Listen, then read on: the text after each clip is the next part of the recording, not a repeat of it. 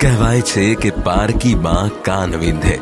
આ પારકી માં એટલે બીજું કોઈ નહીં પણ આપણા ચંચળ અજ્ઞાન મન પર શિક્ષારૂપી પ્રકાશ પાથરતા આપણા શિક્ષકો, આપણા સારસ્વતો.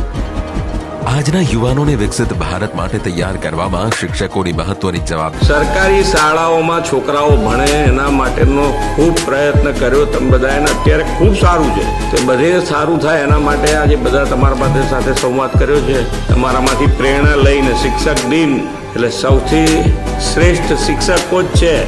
બધામાં તમે ટોપના સ્થાને છો.